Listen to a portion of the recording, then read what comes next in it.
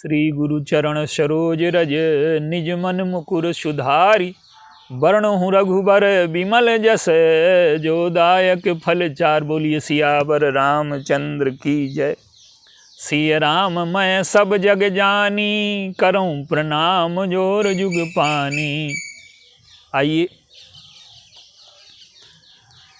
जो हमारे जीवन में कर्म के साथ समस्याएं आती हैं, कर्म को हम योग कैसे बनाएं, कर्म को हम पूजा कैसे बनाएं, तो कर्म का जो दोष पक्ष है पहले उसको समझ लें। महारानी कैकेयी का जो चरित्र है वो कर्म में दोष कैसे होते हैं उसका दर्शन कराता है, और श्री भरत जी का जो चरित्र है जब दोष मुक्त कर्म हो जाता है वो कैसा होता है। तो आज कर्म के एक दोष पर चर्चा करते हैं, और वो दोष है कर्तृत्व का। कैकेयी राज अपनी कन्या को देते हैं दशरथ जी को, लेकिन उसमें कर्तृत्व शामिल है। कैकेयी राज कर्तृत्व हैं, दशरथ जी में आसक्ति है, और कैकेयी जी में फलाकांक्षा है। और कर्म के साथ जब ये तीन दोष जुड़ जाते हैं तो हमारा कर्म दूषित हो जाता है।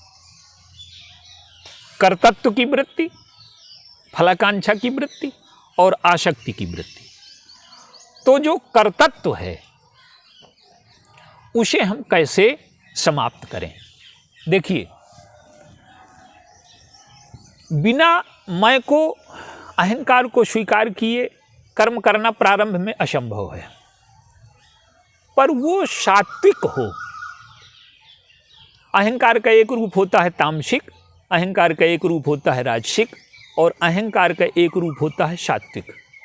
तो कैकेयी राज सात्विक अहंकार हैं, और कर्म के साथ जब तक मैं जुड़ा है तब तक वो हमें दुख सुख से, हानि लाभ से, स्वर्ग नरक से मुक्त नहीं कर सकता।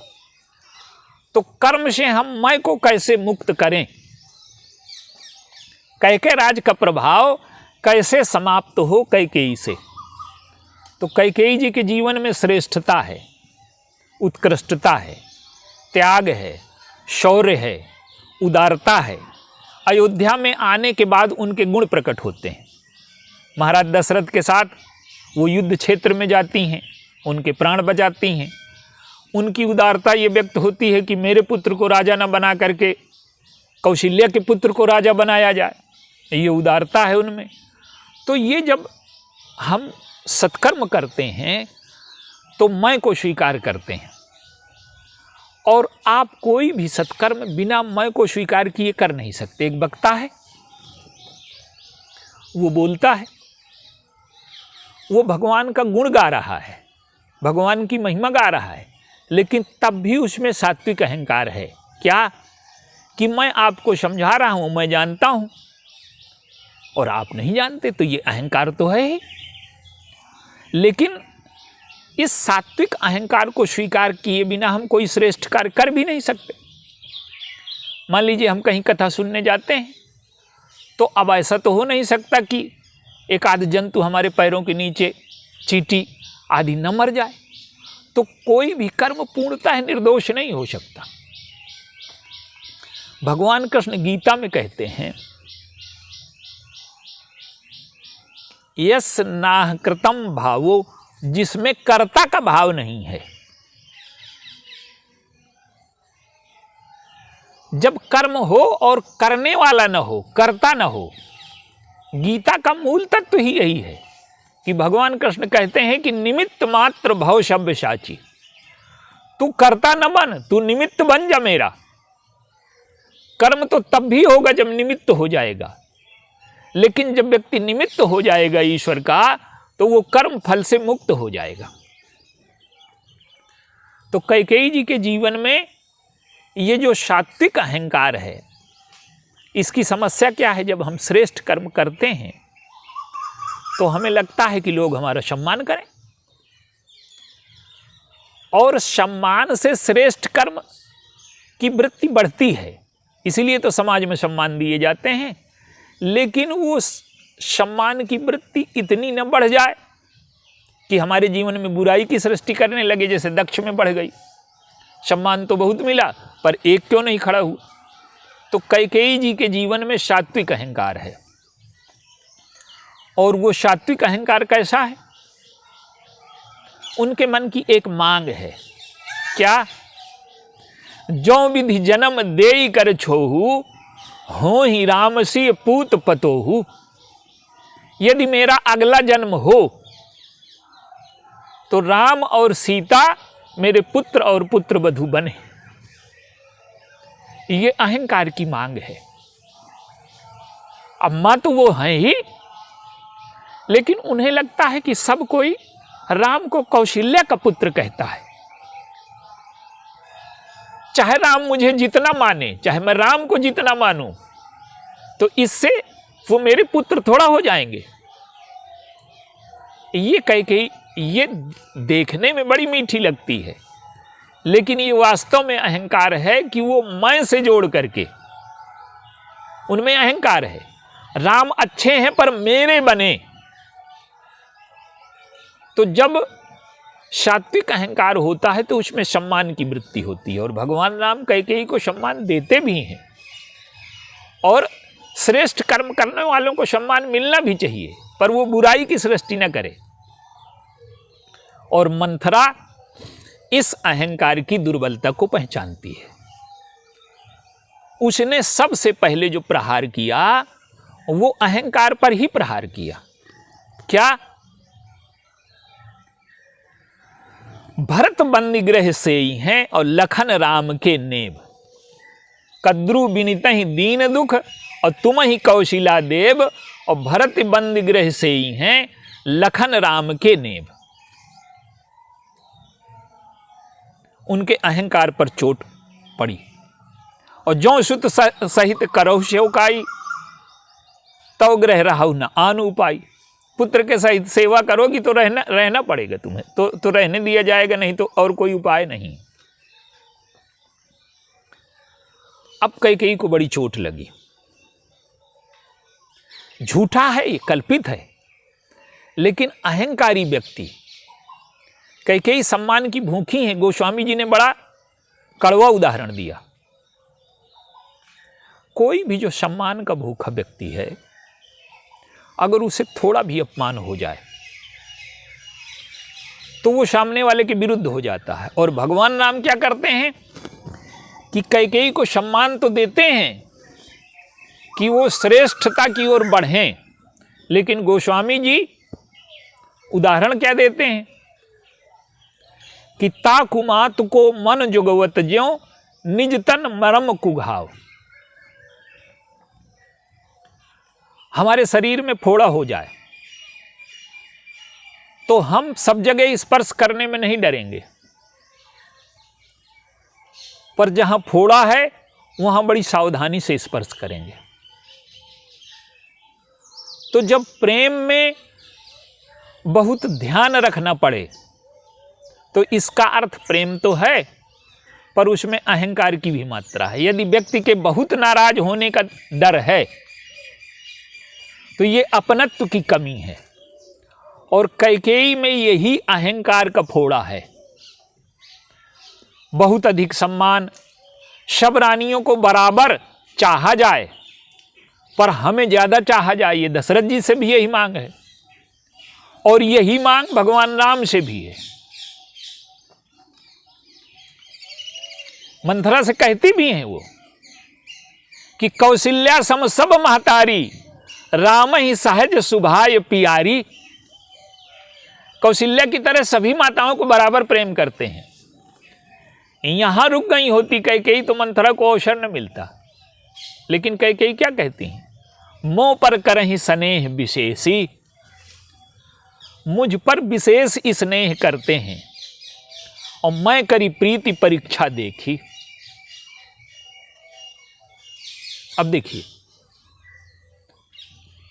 मंथरा को अवसर मिल गया, मुझको विशेष चाहते हैं। अहंकारी ये चाहता है कि बराबरी का व्यवहार हमारे साथ न किया जाए, हमको सबसे श्रेष्ठ माना जाए। और ये जो श्रेष्ठता की मांग है, सबसे ऊंचे बैठने की मांग है।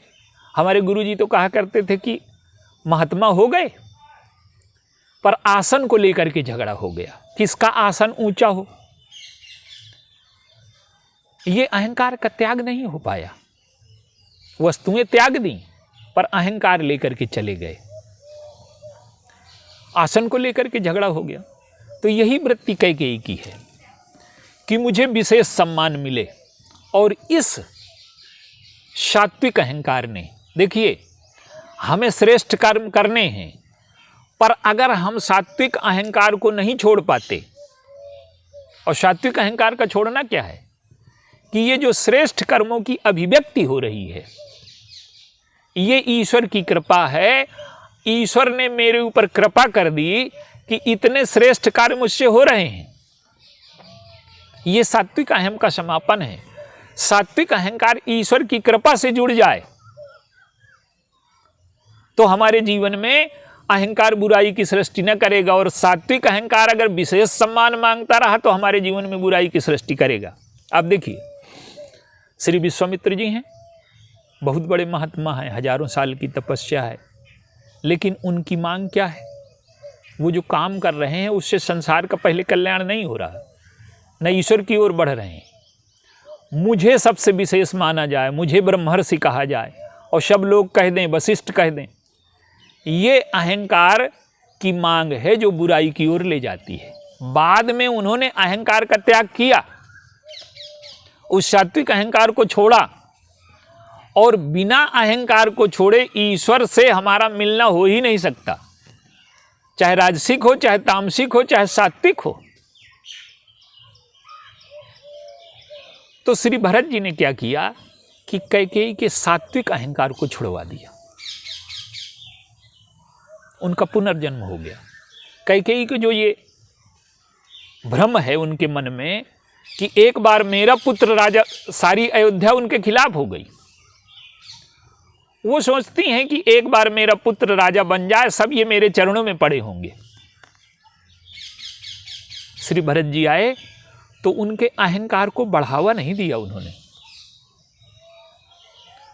उन्होंने कैकेयी से अपना नाता ही तोड़ लिया। जहां मैं होगा वहां मेरा भी होगा।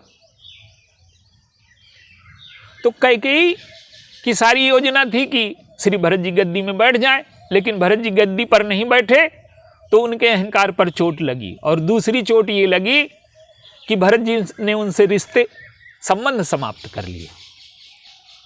तो हमारे जीवन में चाहे हम जितना श्रेष्ठ कर्म करने वाले हों, वो अहंकार अगर ईश्वर में समर्पित नहीं होता, वो सात्विक अहंकार ईश्वर की कृपा से नहीं जुड़ता, तो हमारा जो कर्म है वो हमें सुख दुख के चक्र से मुक्त नहीं करेगा। आप देखिए, भगवान राम और श्री भरत जी को देखिए, ये निमित्त बन जाते हैं। धनुष उठाना है, भगवान राम बैठे, वो तब तक नहीं उठे जब तक गुरु जी ने आदेश नहीं दिया। अगर वो स्वयं उठ जाए तो कर्तव्य को स्वीकार कर लिया उन्होंने। वो स्वयं नहीं उठते, निमित्त बन करके उठते हैं, कर्ता बन करके नहीं उठते।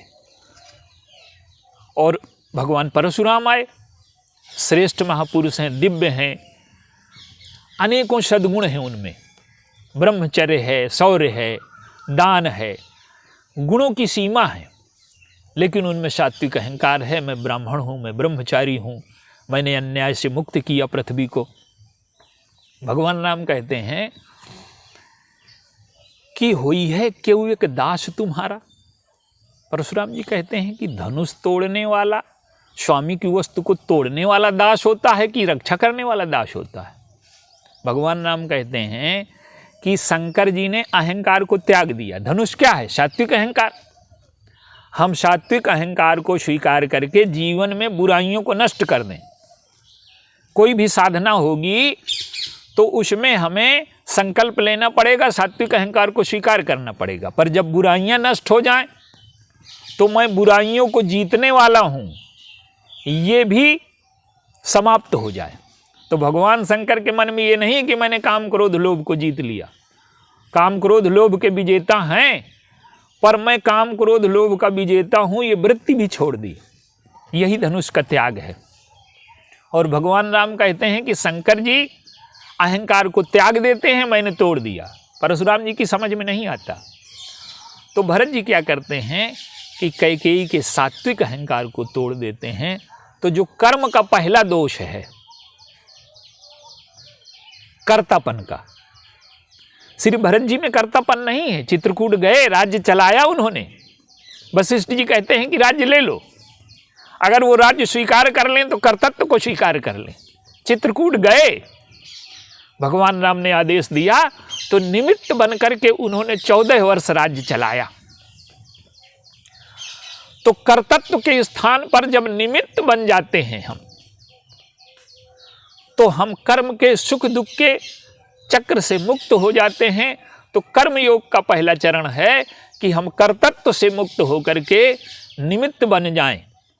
और जब हम निमित्त बन जाएंगे तो कर्म का पहला दोष हमारे जीवन में नहीं रहेगा। ये कर्म योग का पहला चरण है। बोलिए सियावर रामचंद्र।